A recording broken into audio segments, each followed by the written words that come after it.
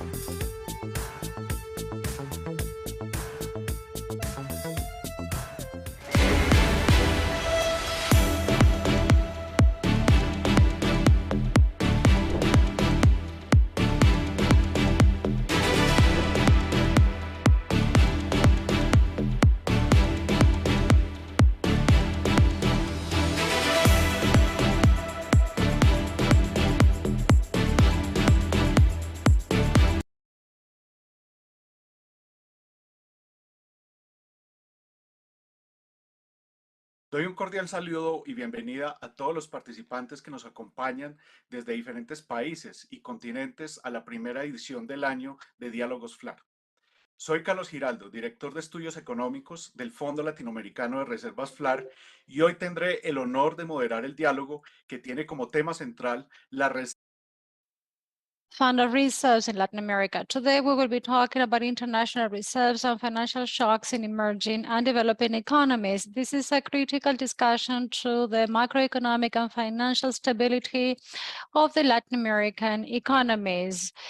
Foreign reserves are the key external assets to any central bank, and they contribute to dampening any shocks against the performance of the external environment, having an impact on investment. So an adequate level of international reserves is not only a safety net against negative shocks, but they can also contribute to build trust in an economy. So the steady narrowing of international financial conditions over the past year as a result of interest rate hikes by the Fed, as well as increased uncertainty due to the Ukraine war, stirred up the importance of discussing how the economies react to all this environment. So we have to analyze the different factors that can have an impact on the international reserves of the central banks of developing banks in the current international context. In order to talk about this topic, we're going to have two keynote speakers from Latin American countries who are engaged in different work with developed markets. On the one hand, we have Luis Felipe Céspedes. He's a director of the Central Bank of Chile, who will talk about the key aspects concerning his paper co-authored with Mr. Chiang. Luis Felipe has vast experience as an economist and also in the academic arena. He was responsible as manager of economic research at the Central Bank of Chile, and he was also a minister during Bachelet's administration. On the other hand, we have Joaquin Tapias. He is an international operations director in the Bank of Mexico, and he will be making comments about the presentation by Luis Felipe based on his experience working on international reserves and different transactions in the stock exchange of the Mexican economy. He has a vast experience. He has worked at the Central Bank of Mexico, and he is specialized in international reserves. So, for example, today we will talking about how the key messages contained in this article are somehow related to the current context in Latin America, the key challenges that central banks have in the region, and at the same time, we will be analyzing the role of contingent lines, external contingent lines, in order to supplement the international reserves of central banks. Therefore, now I'm going to give the floor to Luis Felipe. Luis Felipe, please go ahead, and thank you very much for accepting this invitation.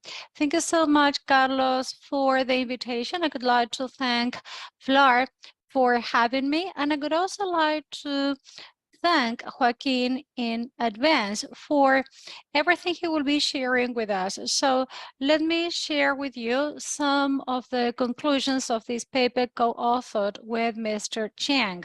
Somehow, this will provide us with some context as to what we intend to do through this research work. If we take a look at some recent trends regarding the accumulation of foreign reserves and taking into account the current context, there have been several non-conventional policies put in place by central banks, and this has been quite significant. For example, if we take into account the GFC that happened back in 2008. And as for non-conventional policies, we may include, for example, currency of foreign exchange interventions that can be characterized in different ways across countries. There are different policies that have been implemented by countries over time, and they have changed in the face of different developments. For example, this is what the Central Bank of Chile did back in 2008. Dollars were injected into the local financial market. On the other hand, this is what happened in 2019 in Chile when the central bank sold dollars in the amount of 10 billion euros, as well as hedging instruments amounting to another 10 billion. So just like in 2008, there was a foreign exchange swap facility. And on the other hand, there was a US dollar sale operation.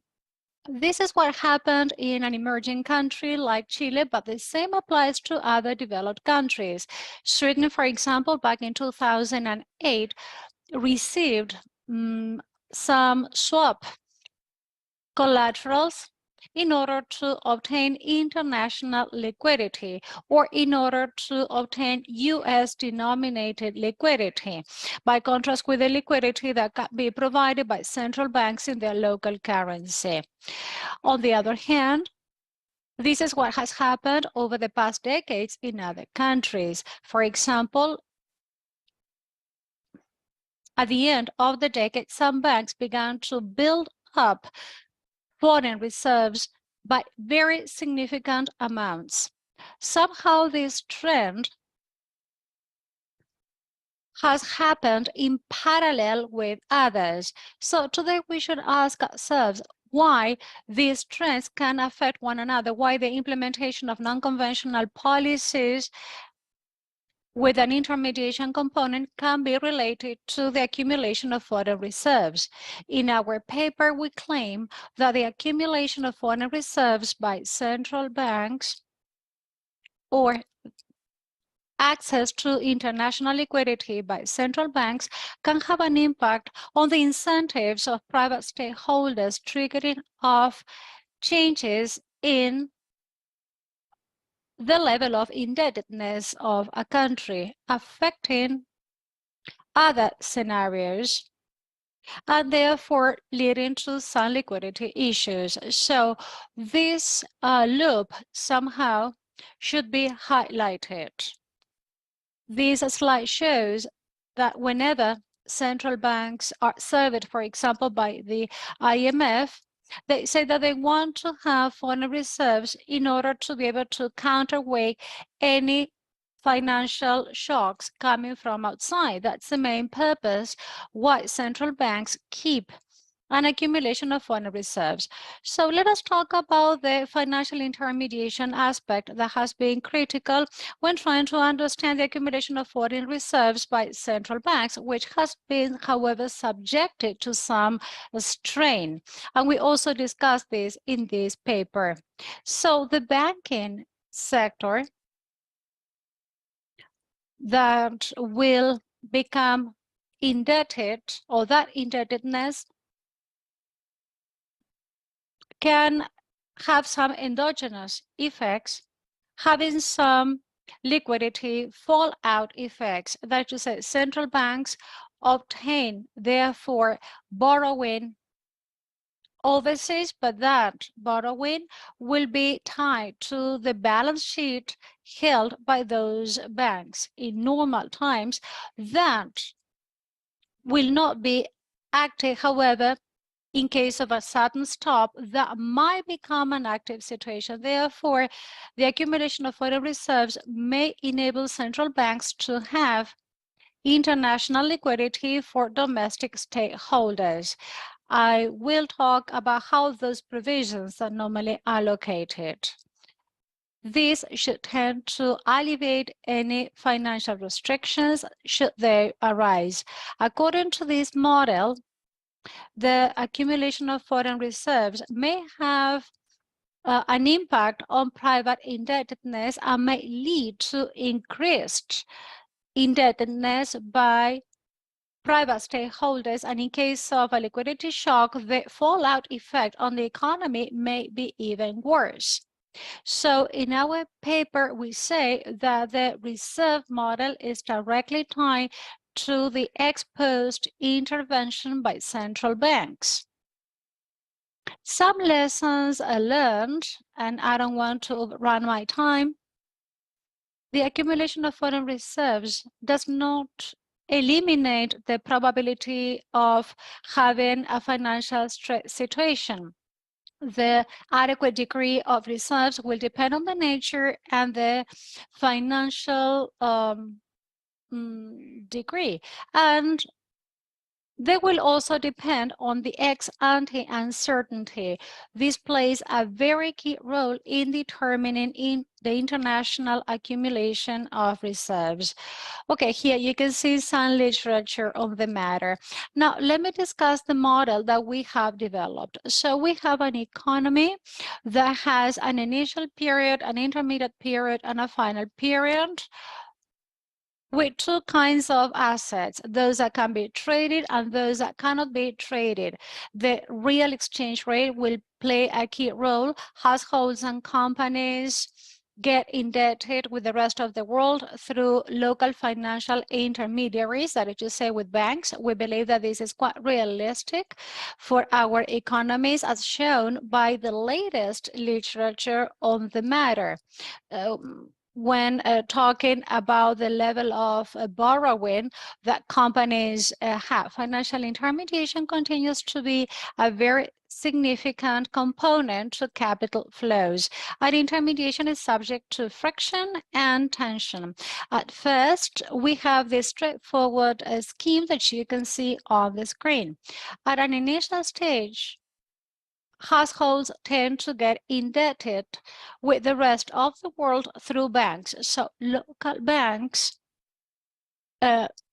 borrow funds from international bodies at an R world interest rate. During this period, there's no restriction to international financing, and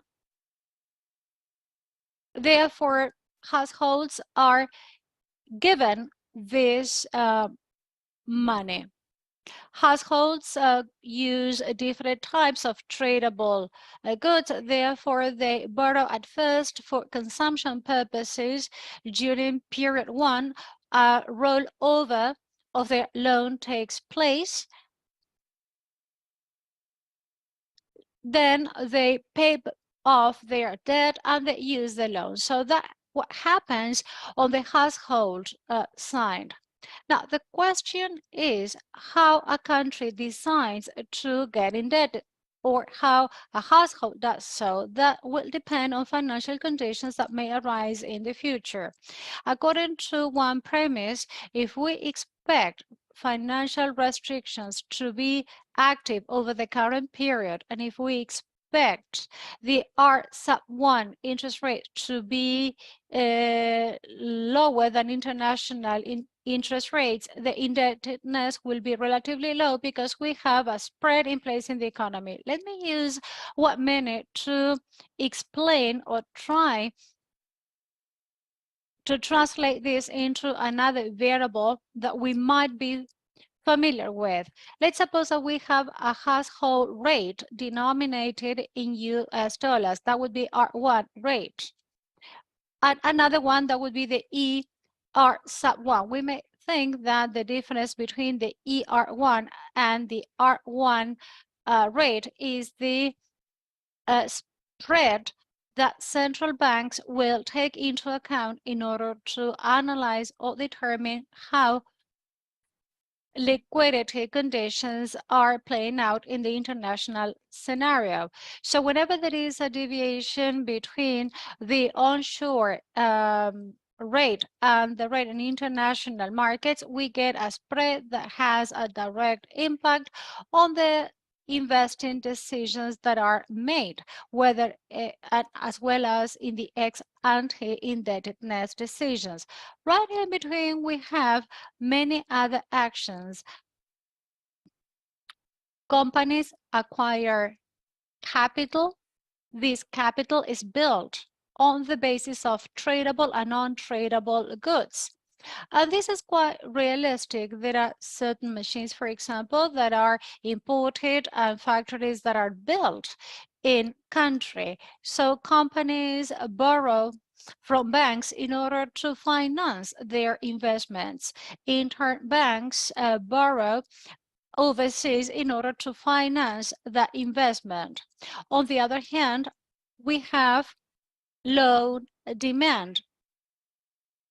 This is the rollover the banks have to do for the debt of their consumers that will pay back their debts in the following period.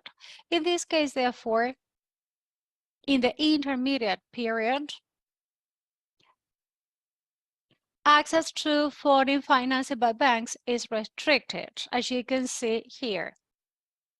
Let me be a little bit more specific now. I have already explained that the exchange rate is very important because we are talking about tradable capital, and financial intermediaries also play a significant role. At period 0, this is restricted. However, in period 1, this is subjected to some restrictions, and the restriction is the one that you can see on the screen. Incentives must be given to banks so that they can always amortize their debt. This has an impact on the economy. It has an asymmetric effect, as a result of which international banks decide to lend whenever there is an incentive to repay the loan or to obtain a certain profit. So that would be the viable aspect. Now, you can see here that there is a random variable. So this restriction may be active, which means that banks have more difficulty in having access to international financing. So if this value is higher, and this has to do with financial development, but we also interpret this as a shock. That is, you may have a certain high financial development degree, but in certain circumstances, that random variable might reach a very high level. Therefore, international access to financing may be restricted. For example, what happened to international liquidity in the past years? We saw that it was very difficult to finance or to obtain access to sources of financing.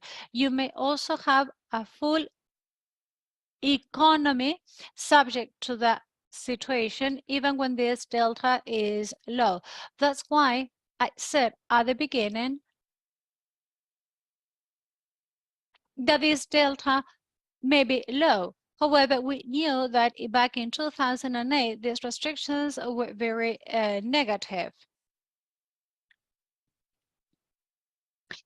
This has an impact, therefore, on access to international financing. So whenever there are exogenous effects on international financing, a sudden stop situation may occur. We may wonder whether this may lead to the occurrence of a financial crisis or not. During the final period, banks earn their profit, consumers get access to money to repay their debt, and therefore the circle continues. Now then, as part of our research paper, we tried to address this issue, and we raised a number of questions as to which would be the right balance in the economy that we should aim at, and what would be the role to be played by foreign reserves. In this economic context, we may see that there is a critical value expressed as a delta here, under which during the intermediate period, this may give rise to a financial crisis. And below this value, there is no restriction to international indebtedness. So what does this cutoff point means? What's the difference between the moment when a financial crisis occurs and when it doesn't in an economy? It all depends on the provision of tradable and non-tradable equity that a bank may have. It will also depend on the balance sheet of those banks. Whenever a bank's equity is not tradable, which means that the currency may be depreciated, that has an impact on the bank's equity, and therefore it has a significant impact on that bank's balance sheet. It would also depend on to which extent the country got indebted in the past. If there is a high level of indebtedness at the beginning, this means that the values here would be lower. Therefore, the probability of a crisis will be greater the higher a country's indebtedness level may be at first. So this is our number one component when a crisis may occur. That's the first consideration. Next, we have the fixed point variables, and we obtain a number of results. Result number one is the following. When we have higher values, it means that the exchange rate is more depreciated. In this case, we can see a fall in the exchange rate or a depreciation of the currency that can be very significant when the realization of this T value that is concerned with access to international financing is very high. The spread, on the other hand, is significantly higher when we go through or over that cutoff point between a financial crisis situation or a non-financial crisis situation. On the other hand, these may be severely affected by shocks caused by lack of access to international financing. This model is different from others that have been presented in the literature. For example, other research papers take into account a financial crisis as a shock situation. In this case, we consider the probability of a crisis that might be a determinant. If there is increased uncertainty, that might lead to a higher probability of a crisis situation. We may have the same expected value for the delta, and therefore we might think that an economy's financial development is of a certain type, but an uncertainty situation might increase the probability of a crisis. So whether we're talking about an emerging country or a developed country, this might give rise to an increased probability of a crisis. This model, as you can see, shows the higher expected interest rate that increases the probability of a crisis. In this case, the probability of a crisis is equal to 1. And then we also have a higher expected level of delta that increases the initial indebtedness, because in this case, the level of debt is higher. So this uncertainty also triggers off an increased probability of a crisis, and it also heightens the possibility of a crisis. So what's the role of foreign reserves in this scenario? First off, we have to imagine what would happen if a central bank, for example, can obtain financing in the international financial markets at a low interest rate. So rather than getting financing at a high interest rate between period 0 and 1, but to this end, they will have to pay what we call a term premium. This is a long-term rate. The bank would have to invest in reserves, in short-term liquidity facilities. So the cost of this reserve in this case, would be tantamount to the term premium. Through this accumulation of foreign reserves, the bank will have the possibility of taking action in the intermediate period if there is any restriction by local banks to international financing that prevents them from solving a financial situation in US dollars. In this case, the central bank therefore borrows at an initial stage. It then invests in highly liquid facilities, and then it uses the reserves in an intermediate period in order to lend money to banks. In our research paper, we discuss other lending alternatives with the co-authors show that whenever a central bank provides liquidity, one of the advantages this has compared to the mainstream exchange market is that you can use the bank's leverage in order to inject liquidity into the economy. The central bank, therefore, has the possibility of lending money to financial intermediaries in case they cannot access liquidity in the international markets. So retail banks have now access to international financing, therefore bringing spreads down. There's another key consideration contained in our research paper. Retail banks do not have the same incentives as central banks. Retail banks do not accumulate foreign reserves in the same manner as central banks, and the reason is very simple. Banks use the interest rate and the exchange rate they are given, or they take that for granted. Therefore, they do not factor in that an increase in liquidity that is available might help them mitigate financial restrictions. For that reason, they do not tend to accumulate liquidity in order to address adverse situations. And that's why sometimes they do not take into account the effects of using these interest rates and exchange rates. For that reason, it is clearly stated that central banks play a key role when it comes to providing liquidity. Is it an optimal approach to eliminate the crisis?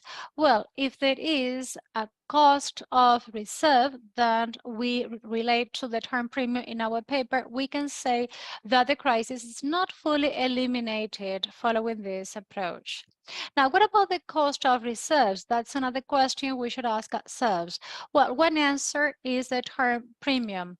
We talk about the cost of reserves in our paper.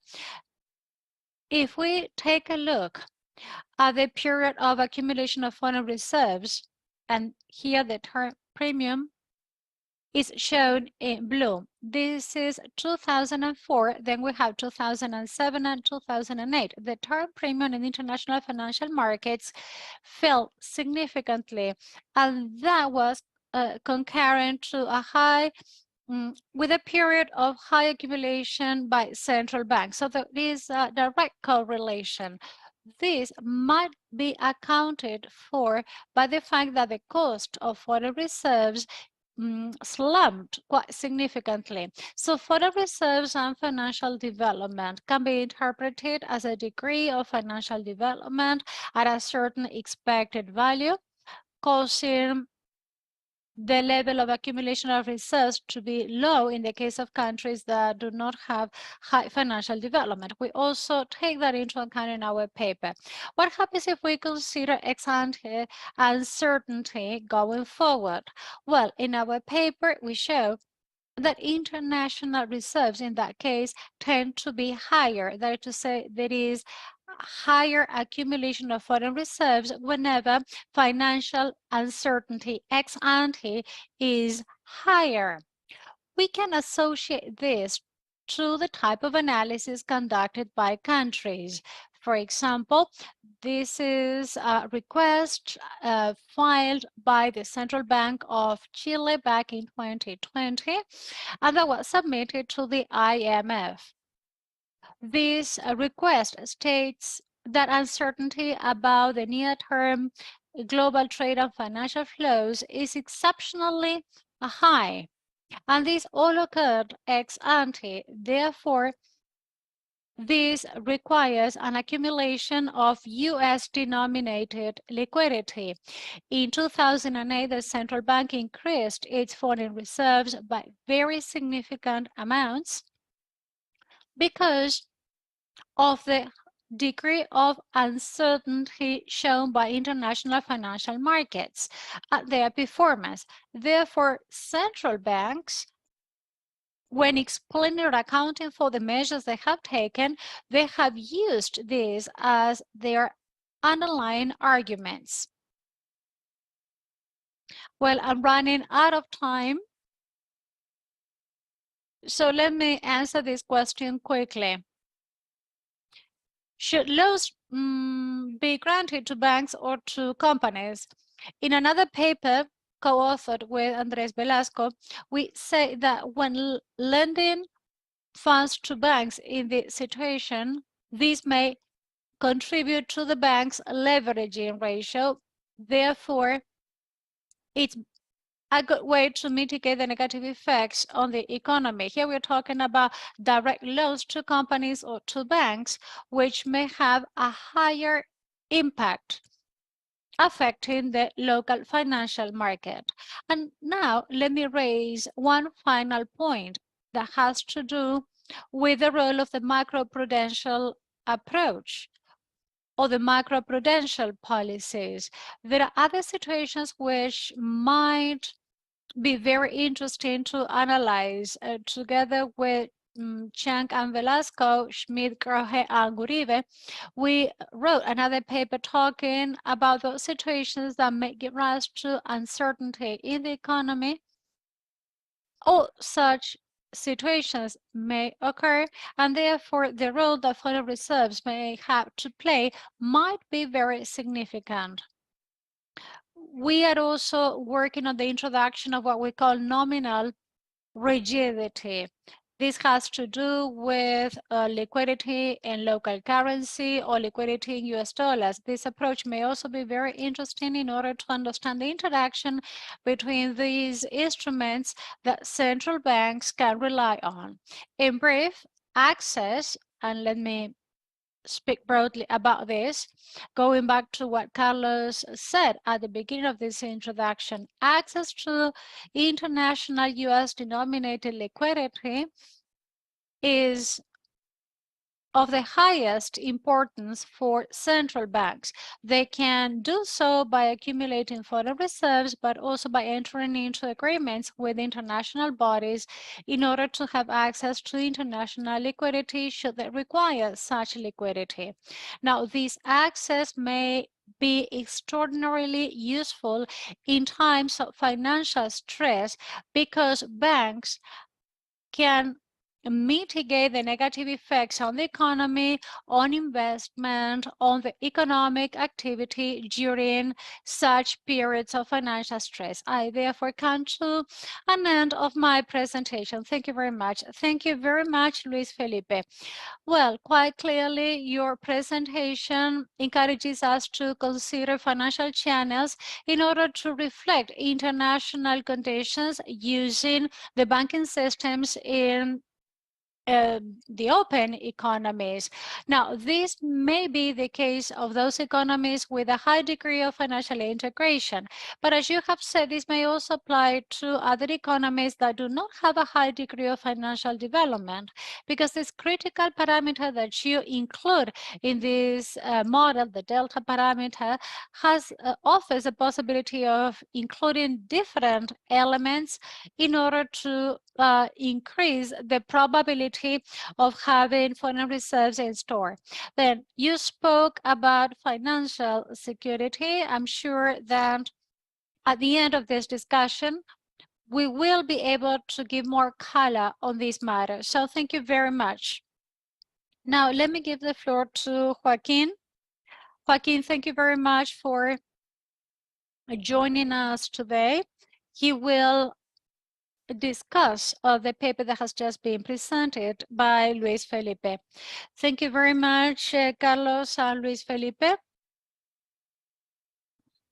I hope that you can all hear me just fine and that you can also see my presentation. First off, I would like to extend my gratitude to FLAR for having me and for promoting this regional forum, which are of great interest for the whole community of central banks as well as for scholars. So I'm going to share with you a quick presentation. I will cover 4 key aspects.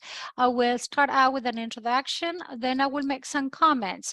These comments are practical comments that have to do with implementation. One of my duties at the central bank is to administer foreign reserves, and based on my experience, I have had the possibility of doing some exchange rate intermediation, making proposals to the board and to the Exchange Rate Council in times of crisis. Therefore, I'm going to share some comments with you from that standpoint. I will also focus on 3 aspects that have caught my attention with regard, for example, the optimal level of accumulation of foreign reserves and how this connects with financing, with uncertainty that Luis Felipe mentioned in his research paper, and I will also talk about the role played by the banking system and the different considerations that central banks take into account when using this channel in order to be more efficient. Thirdly, I will deal with the international financial security that has proven to be very strong over the past years. And I will also talk about multilateral bodies. All these alternatives come at the right time in order to supplement the toolkit that central banks are using in order to work on the exchange markets in an orderly manner while providing financial stability. I will also talk about some technical aspects concerning the research work. Let me start by underscoring that the accumulation of foreign reserves and the determination of their optimal level has posed a challenge for several countries over the past years. Some sources of accumulation of foreign reserves have become less important. In the case of Mexico, we used to be exporters of oil or oil exporters, and such revenue could be channeled through the accumulation of foreign reserves. Over the past years, this has changed, and we have become net oil importers, as well as gas importers, and this has made us more vulnerable when it comes to the accumulation of foreign reserves. On the other hand, capital flows as a result of the financial crisis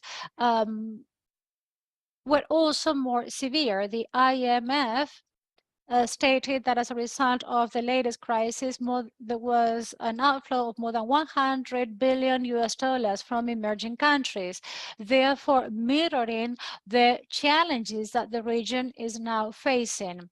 In this regard, this research paper addresses several relevant and current topics, such as the accumulation of foreign reserves. And in this regard, I would like to emphasize that it's very important to have this kind of research available, because this can contribute to understanding all these financial developments. On the other hand, they provide a theoretical framework in order to support our decision-making process. So whenever we are considering some kind of exchange policy action, it's very important to be able to rely on these documents that provide some steady groundwork in order to make decisions. These documents also enable us to continue consolidating this kind of research. As Luis Felipe mentioned, it's very important to provide some empirical base. Luis Felipe, could you please share your screen fully, please?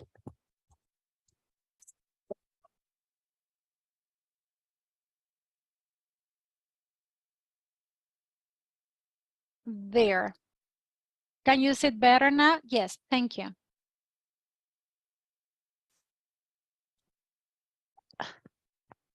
Well, if you want, please go back to the prior screen view. Please go back to the previous view. Sorry about that.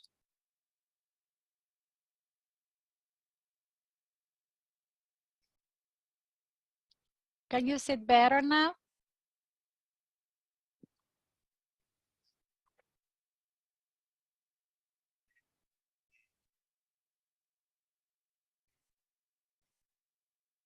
So I was talking about the model that was presented by Luis Felipe.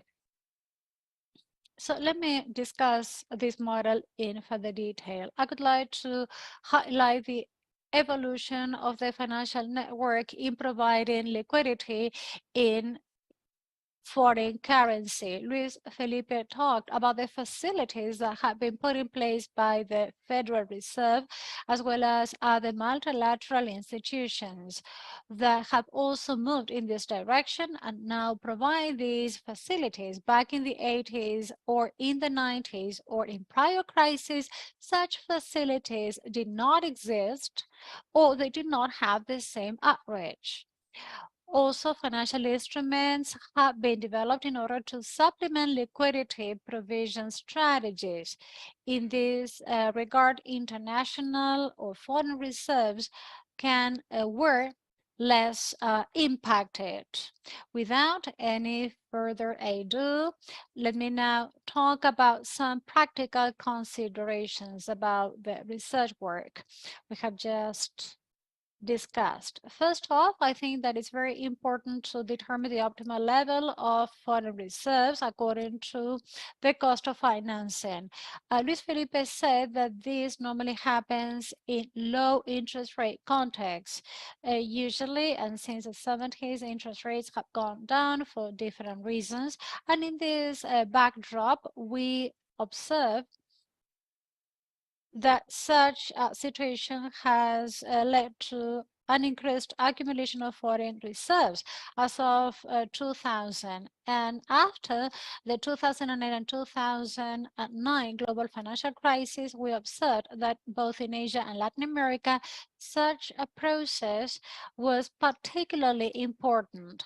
Let me also emphasize that the cost of carry in this low interest rate context, talking about financial assets, has also come down.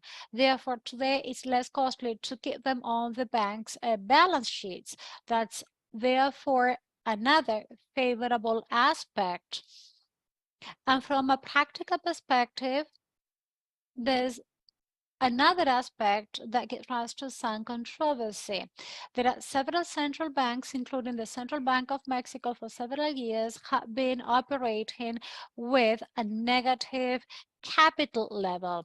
This is quite controversial, but based on our experience, there has been no impact on the exchange policy, on the monetary policy whatsoever. So this factor has benefited us over the past year, and as a result, we have been able to counterweight financial shocks more effectively. Another aspect that has also contributed to the accumulation of foreign reserves over this period was a high price of commodities in the previous years, which has therefore contributed to the accumulation of foreign reserves. Let me also highlight something that Luis Felipe mentioned when he talked about uncertainty. A higher level of uncertainty requires a more optimal level of accumulation of foreign reserves. Intuitively speaking, we know that if there is if we expect a period of high uncertainty that might result in increased volatility, the need to be ready for a potential shock becomes a natural reaction. In Luis Felipe's research paper, he talks about this. So based on the experience that central banks have had, it's quite clear that we need to have increased reserves in store in order to counterweight any potential shocks. At the end of the day, we know that they might jeopardize the mandates of price stability. Over the past years, we have also observed how certain indicators were developed, especially prospective indicators. And these indicators or metrics can give us some visibility in order to get ready to face high volatility or a high level of uncertainty.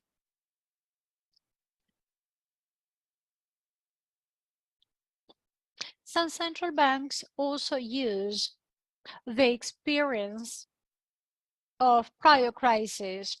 We ask ourselves how resources were allocated, how those crises were affected, and therefore we try to do our best guess in order to decide how we are going to face future crises going forward. A third factor I would like to highlight has to do with banks' intermediation roles, especially when it comes to exchange transactions. This model shows that liquidity provision is more effective if it's done through banks rather than corporate stakeholders. And this may result from the fact that banks have more leveraging power. Central banks, in broad terms,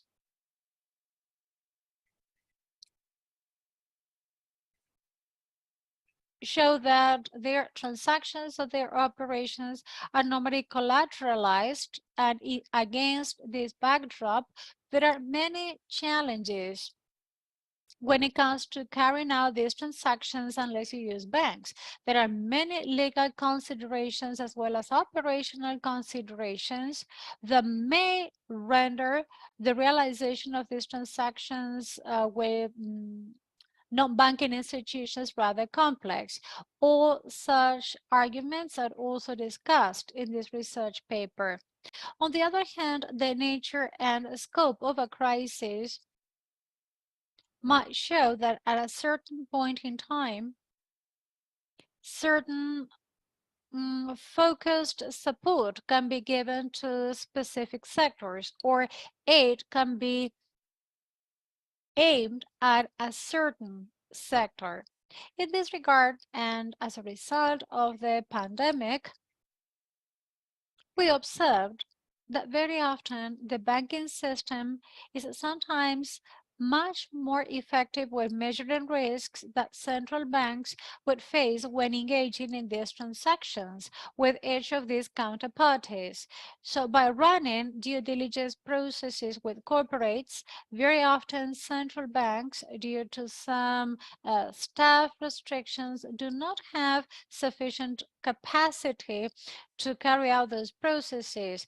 The banking system might be much more better off in order to conduct this analysis of what we call counterparty risk. So these are the highlights of this research work. No doubt there are many other relevant topics contained in this research paper. But now, for the sake of time, let me touch upon some liquidity facilities that have been in place at a global level. We have already seen how important it is to have these facilities available. So let me point out one liquidity facility in particular. All these agreements should be formalized for preventative purposes, but to a large extent, they may be aimed at strengthening the accumulation of foreign reserves. And these reserves may help markets to face unexpected crisis situations. Luis Felipe talked about different facilities that have been developed. Let me highlight that the Federal Reserve, has spearheaded these transactions. Several other central banks have followed suit, and this has been very useful for all emerging countries. At the beginning, I said that when interpreting these facilities, I concluded that they contribute to the accumulation of foreign reserves in countries, but at the same time, they show the need of keeping macroeconomic policies in place, a healthy macroeconomic policy in place, in order to be better prepared to face crises and to ultimately have access to liquidity facilities. For example, Luis Felipe spoke about the IMF flexible facility that somehow shows how important it is to have healthy policies in place. And finally, I would like to highlight how much the market has developed itself, leading to the possibility of using other mechanisms or facilities that provide a buffer in crisis times regarding foreign reserves. I'm talking about the so-called non-deliverable forwards used by central banks that provide exchange rate hedging. Very often, they can be settled in local currency, and this, as a matter of fact, makes it possible to shield the US denominated resources that the bank may have. This has also been instrumental to keeping healthy levels of foreign reserves against a backdrop that posed many challenges and that will continue to pose further challenges going forward. Now, let me touch upon some technical aspects.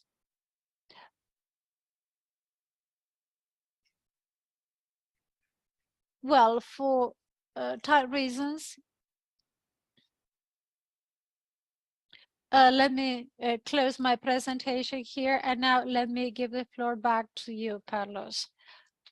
Thank you very much, Joaquin, for your insights, which show your vast experience in the Central Bank of Mexico managing foreign reserves. I believe that you are sharing very practical tips, just like Luis Felipe mentioned before.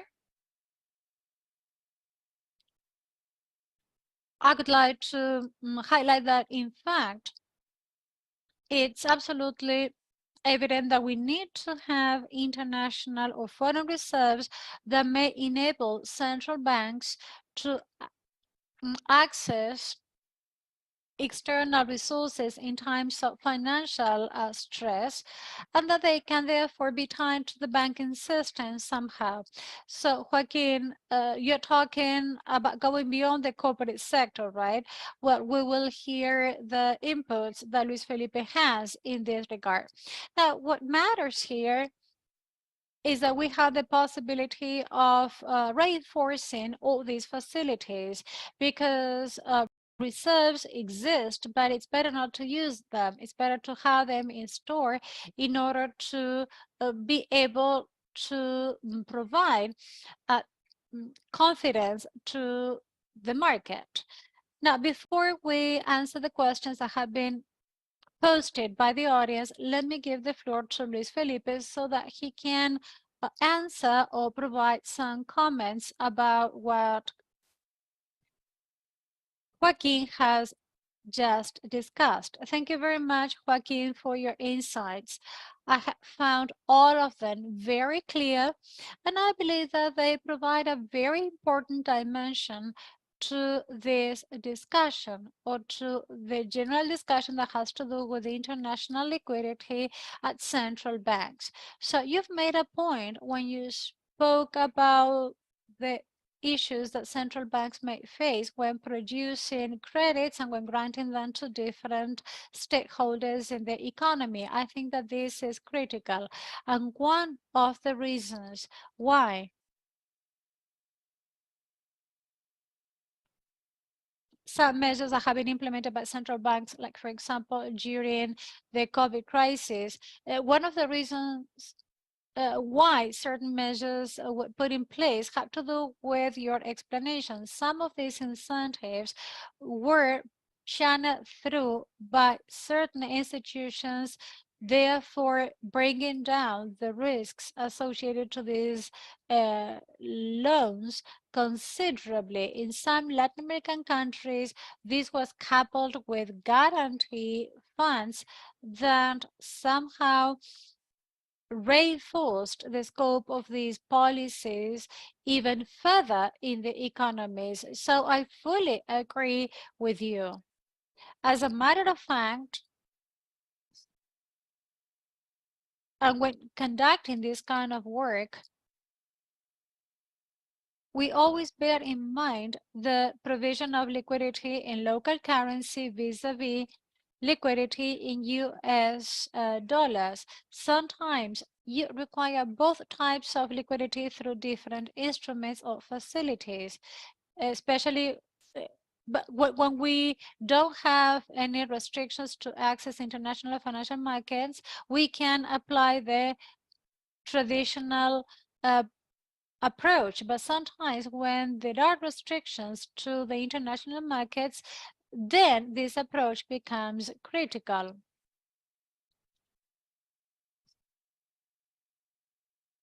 In our research paper, we talk about the accumulation of foreign reserves by central banks. You're totally right. Access to international liquidity and to different forms of liquidity is very relevant and is concerned with the actions that central banks may take. A number of agreements have enabled central banks like the Central Bank of Mexico to access international liquidity. And this may be perceived as a way of accumulating foreign reserves at a lower cost. This is what we call term premium in our paper. So if these credit facilities are available, it means that central banks might be able to accumulate more foreign reserves. I fully agree with your comments about the technical considerations and the need to use an endless time horizon model. We are working on that with Roberto. We are doing some comparisons between the Chilean peso and the US dollar. I think that that might provide us with a much more useful analysis compared to the model that we currently have. So I fully agree with that. So that's my first reaction to Joaquin Tapias's comments so far.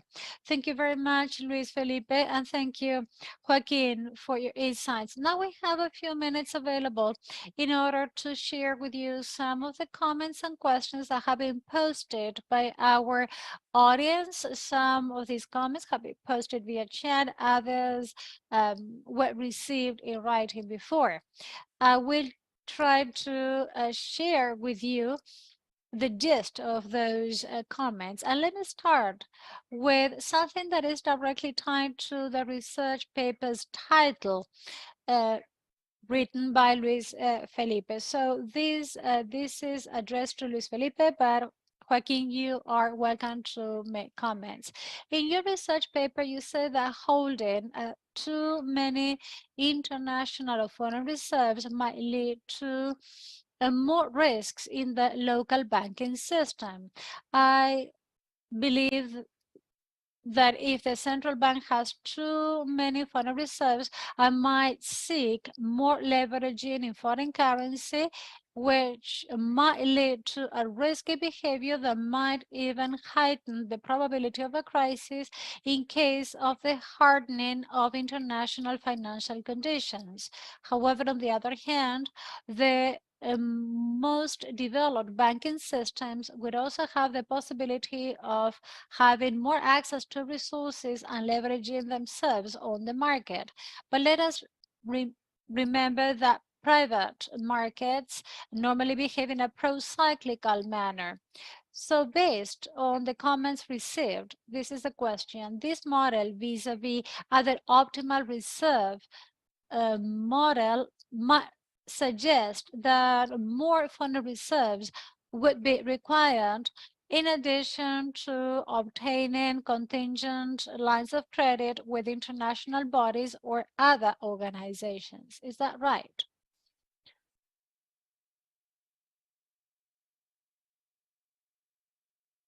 In our research paper, we tried to obtain a feedback between the decision by the central bank of accumulating foreign reserves and the decision made by private stakeholders. The fact that central banks accumulate foreign reserves has an impact on private stakeholders that get more indebted at first, because since there are foreign reserves in place, conditions change, and therefore the level of indebtedness at first is higher. However, based on this model, and since the optimal level of consumption, or since the right level of borrowing normally goes up when there is a crisis situation, the purpose is to mitigate any distortions. So we're trying to mitigate any high spreads.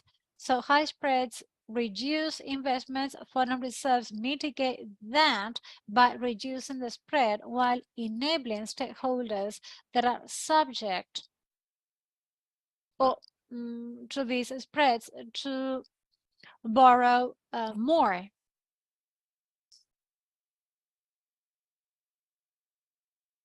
Now, the question you have raised is very interesting. I always think about the second best. I think that in order to avoid such behaviors by the domestic financial stakeholders, and this is something that we have done quite well in the region over the past decades, we learned a great deal after the 80s. We have learned that regulating the financial sector adequately is very important. So we make sure that risks are adequately mitigated, as well as any financial shocks, also from a systemic standpoint. So we are trying to think about the rationale showing that macroprudential regulation should be the optimal instrument in order to tackle that kind of risk. At the same time, we consider how this can affect the country's indebtedness. So we are not trying to eliminate the channel used by the central bank that might lead to increased indebtedness, which usually happens. But we, however, provide a suggestion as to which the optimal approach would be, and we believe that such approach would be to accumulate foreign reserves. If there are such risks, the central bank might not consider to have foreign reserves. However, accumulating foreign reserves might be an optimal approach.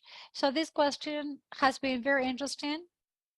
As Joaquin said, whenever you want to take action, you want to do so in order to solve not only liquidity problems, but also solvency problems. So macroprudential regulation is of paramount importance. Thank you very much, Luis Felipe. Joaquin, would you like to elaborate further on this? Yes, in fact, this is a very interesting question. I fully agree with Luis Felipe. Having or facing more risk in the financial sector is something that should be governed by internal regulations and by the domestic regulator in each country. Therefore, a cap should be set for any activity or for any overactivity that might be carried out in this regard. As for the optimal level of foreign reserves, it's very difficult to establish which that level is. There are different models that try to provide a particular approach to this matter. For example, at our bank, we use about 7 different measures, and some of these measures that are quite different. And let me give you some examples. We have one model proposed by the IMF, or the cargo model, or the Yani and Ibarra model that refer to debt sufficiency, etc. They somehow give you some ideas to the direction that we should take. And that is normally taken into account by the Minister of Finance. About the central bank, all the same, this is quite difficult. Being able to say that we have a surplus of reserves or not is something that can be discussed, actually. So that is my initial comment on this.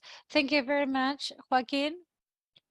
As Luis Felipe, you're saying, it's quite complex to determine the optimal level of foreign reserves, because this is also determined as by idiosyncratic factors as shown by the delta variable. So we're trying to build rules and a number of measures, but at the end of the day, there are some idiosyncratic elements that should be taken into account when assessing the situation and for authorities to make their decisions. There's another point you have raised that has led to a number of questions and comments. We are talking about the macroprudential policies that supplement the actions carried out by central banks. You have spoken about how important it is to have a good regulation of the banking system. What type of measures or what kind of complementary macroprudential policy measures could accompany actions carried out by central banks, building trust in order to supplement the accumulation of foreign reserves without having a negative impact on the efficiency of the banking system? I would like to learn about your comments on this matter. Joaquin, would you like to start by answering? Well, these macroprudential measures should be definitely aimed at promoting financial stability. I think that that is the main function that these policies should have. They should be aimed at keeping a healthy system with the right leveraging levels, and all of this in line with what is mandated by international bodies and authorities. So that's my initial answer to this question. Thank you very much, Joaquin. Luis Felipe, what about you? Would you like to comment on this? Yes, I agree with Joaquin. Our analysis is focused on a particular component, access to international liquidity during times when you have to access such liquidity because you are in a difficult situation. But we are thinking about the stability of the financial system in a much broader context. And this is something that we are focusing on in the region. And I believe that financial regulators have been enforcing policies that tend to create such stability. I believe that we learned the lessons from the past. The Basel principles have been implemented in order to build a more resilient financial system, and I believe that that is quite positive. This is quite a broad discussion because it has to do not only with one kind of shock, there are many other things that happen in the backdrop of the economy that go beyond the accumulation of foreign reserves. That is one discussion. There are other shocks that might affect the economy.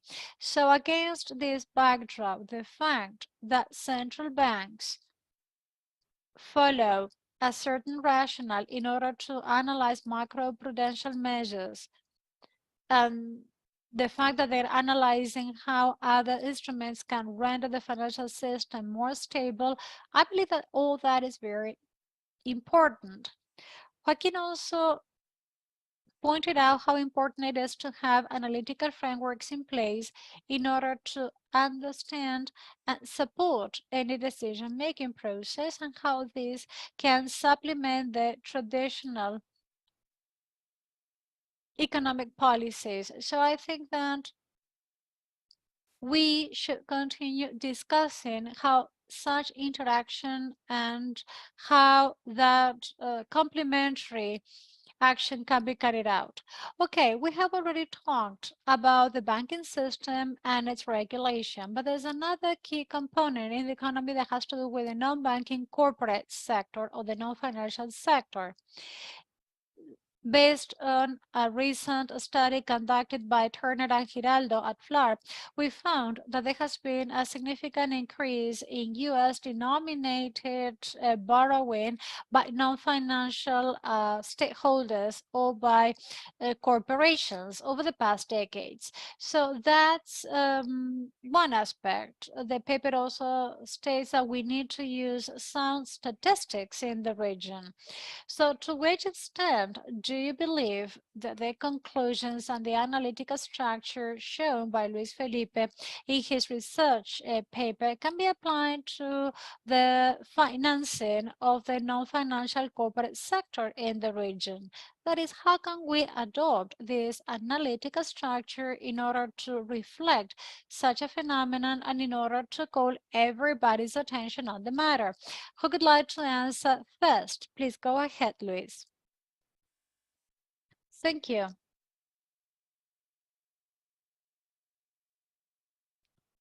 Well, I believe that the question already contains part of the answer. You've spoken about information. I think that it's important to understand that in the region we had several floating exchange rate systems, as a result of which companies had to factor in volatility, taking into account any mismatches that could occur. So as far as shocks are idiosyncratic, most companies will be reluctant to take in positions that might leave them in a difficult financial situation. And that might lead to systemic risks in the economy. So from that standpoint, keeping a monetary policy, including a floating exchange rate, is important because it would send a clear signal as to exchange volatility and therefore all the incidental risks that might be faced and therefore cause vulnerability in the balance sheet of corporations. So several important steps have been taken in order to avoid any negative effect on the balance sheets of companies after the Asian crisis. This was very important when analyzing coverage markets or the financial markets. Therefore, as you have just said, this is something we should bear in mind in the region. This is something that we have to monitor closely, because that is the kind of mismatch that can lead to significant shocks in the economy. Great. Thank you very much, Luis Felipe. Okay, I have 3 comments. First off, this is an orange focus or an orange flag that we need to monitor constantly. On the other hand, in Mexico, and in connection to what we have already mentioned,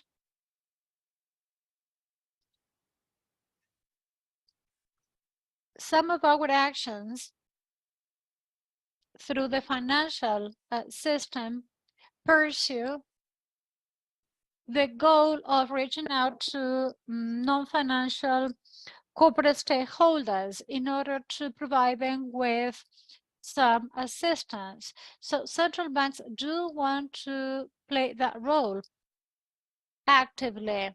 So I think that that is a good way in which we can address this problem. Secondly,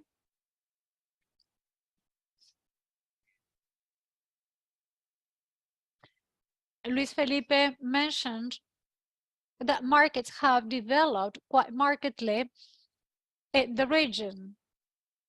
There's sort of a correlation. Some countries perhaps are making faster progress than others, but I believe that having a risk hedging approach is very important. Very often we hear that derivatives are a synonym of the devil. Well, if they are misused, that might turn to be true, but the use of derivatives in a prudent manner and in order to hedge risks, I believe, could be very useful in order to help non-financial institutions to address crisis situations in a more effective fashion. Great, thank you. Well, we are running out of time. All this saying, this has been a very interesting discussion, but the audience would not forgive me if we do not speak about the global financial sector and revenue in the sector. If we talk about the region, Latin America and the Caribbean, the financial security network has 2 components: foreign reserves on the one hand, and then there's another component that is a regional component. And I'm talking about regional financial agreements, such as the ones by FLAR or ESM in Europe. And then there are others that have to do with swap lines with central banks. And finally, a global component that has to do with the International Monetary Fund. So in our region, the prevailing components out of those 4 across countries, we find foreign reserves and the International Monetary Fund. Of course, they have their own advantages, but they have an upside, but also a downside that is somehow counter weighed by other factors that have to do with the global financial security network. What lessons can we learn in order to reinforce the financial security network and in order to tie that with the content of the research paper presented today? And let me start by saying that this is related to what Luis Felipe said. There is perhaps a moral risk in accumulating too many foreign reserves, but the upside of doing so is greater. However, the existence of such lines can somehow contribute to reducing such moral risk. Okay, this is my thought, but I would like to hear yours on this matter. Luis Felipe, would you like to start? Okay, it's a very good point. Well, there are 2 considerations here. to be highlighted. On the one hand, there's one consideration that perhaps has not been broadly discussed. From the viewpoint of regional agreements, no doubt, we know that there are idiosyncratic shocks affecting each country, and therefore, at some point in time, some countries might require some liquidity support, in which case we will have to analyze each situation more thoroughly. I spoke about the Central Bank of Chile that requested access to international facilities by the IMF, and that was due to an idiosyncratic situation. Therefore, the role of regional agreements might be very important. But you made a very important point. If we think about vast models, or if we think about the fact that the accumulation of foreign reserves might give rise to increased leveraging, and that is independent from what we do, but we could actually fancy this context. Well, the degree of conditionality you are pointing out might be interesting in order to put in place some discipline to access such resources. So this is worth analyzing. There are different situations, of course. From the central bank's perspective, this must be credible. So credibility is important. After a crisis occurs, you will request access to liquidity. But you're right, whenever there is a third party involved, other conditions come into play. Therefore, it's important to know all of the ex-ante conditions in order to, well, explore these agreements further. There's a lot we can do in this respect, and I'm sure that you can certainly make a positive contribution to this discussion together with the IMF. This would be a very interesting approach to analyze new mechanisms to access international liquidity. Thank you very much, Luis Felipe. Joaquin.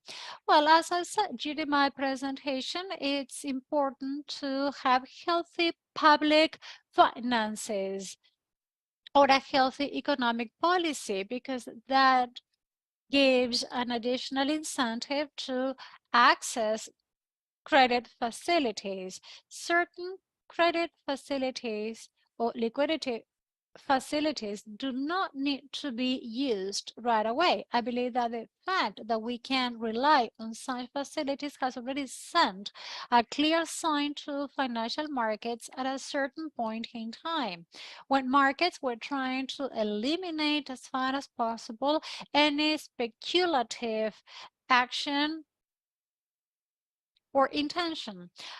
Secondly, you've spoken about conditionality. In general, this conditionality is well accepted by experts.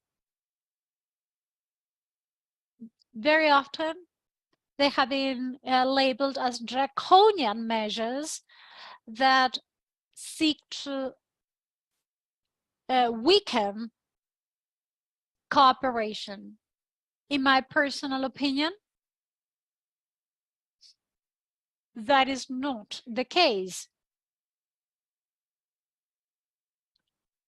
Yet having such healthy measures in place is certainly beneficial. Well, thank you very much for putting forward such interesting comments to fuel this dialogue. We have to continue analyzing ex-ante conditions further. This is also tied to good macroeconomic performance. Exogenous factors actually should be behind any turmoil affecting these kind of facilities. On the other hand, you have spoken about the fact that this kind of facilities should not have a significant or negative weight on the reserves and financial system of countries. Well, we have come to an end of this dialogue. Thank you very much for the excellent quality of the presentations by our keynote speakers. This dialogue has shown how important it is to keep on analyzing new ways of addressing international shocks affecting the local banking system, as well as the non-banking system stakeholders, in order to integrate all these into an analytical structure to put forward the ways in which we can measure financing in countries. This will reinforce decision-making processes, and it will lead to public policies to render more or to provide more financial and macroeconomic stability. So let me finish by thanking Luis Felipe and Joaquin for the presentations and comments. I hope that you will be joining us in future events. I would also like to thank our audience for having joined us once again at this webinar organized by the FLAR Dialogues. And we look forward to meeting you again next time, and have an excellent week. Thank you all. Thank you, FLAR. Thank you also for having joined us. Thank you very much, Carlos, and thank you to the audience as well. Thank you all. Greetings. Bye-bye.